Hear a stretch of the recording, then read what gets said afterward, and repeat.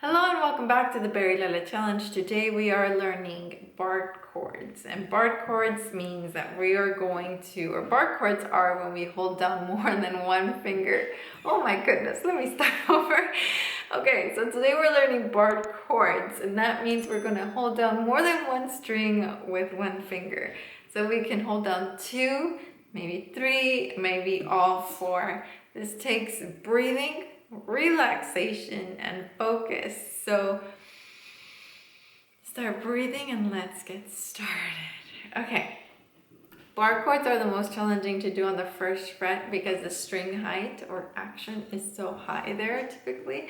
So let's move down to the 4th fret, and I would like for you to hold down all the strings, and then we're gonna do is a squeeze and a strum and let go. So just squeeze and let go, squeeze and let go, squeeze and let go.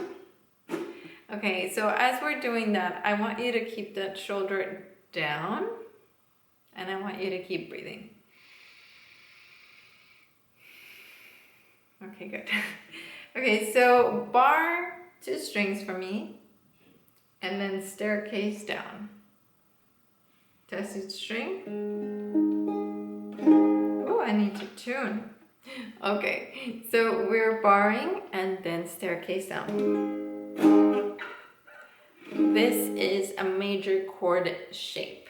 So if, for example, you did it here, you're doing a fancy barred chord G. It's the same effect as if we played it this way. So why would we want to play it in barred chord version if we can so easily do it this way? Well, if we're doing something like reggae, which involves sometimes muting and sometimes strumming,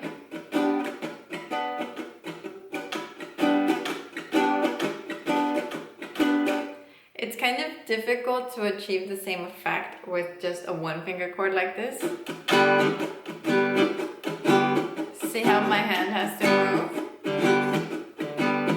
But if I'm barring, I'm already there. So that's one of the perks. So if we move that to the 1st fret, we get F chord. And this is like, what, like the 4th most used chord ever, maybe 3rd.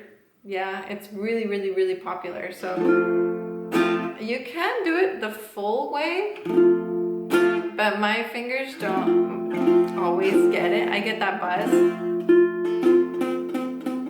So I like having more control with the index finger. However, if you do it with a full finger, that'll prepare you for guitar, because for the guitar you do need full finger barred chords. So if you've got guitar on the horizon, keep that in mind. Now the next thing we're going to do is the minor shape. And so if you go back to the 4th fret and bar, skip a fret and add your ring finger on the 6th fret of D string. That's the minor chord shape. So you can do minor chords with that one.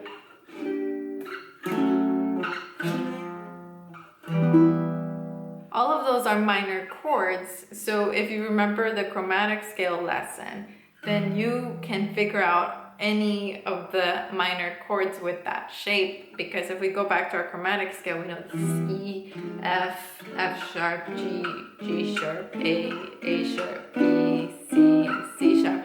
So you really do have the power to master the entire fretboard with just those 2 shapes for all major and minor chords.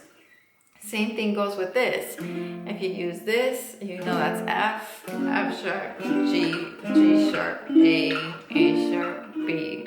So the sky really is the limit. So for today's homework, all I really want you to work on, and it can be anywhere on the neck, is to do the major shape and the minor. The major and the minor. Major and the minor. So start from like fret 5 and then work your way down.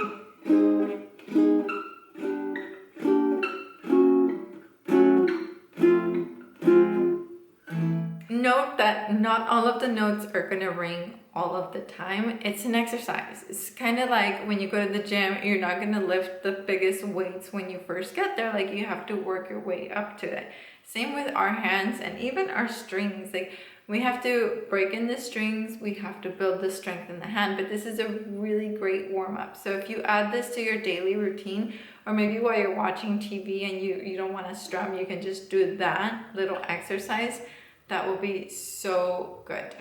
Okay, so we're finally done with chords for a little while. We will continue learning more chords, but now we're going to start doing music and songs. And so future chords that we learn, we'll learn through the songs. But come back tomorrow so that we can start singing and strumming and playing music. You are ready.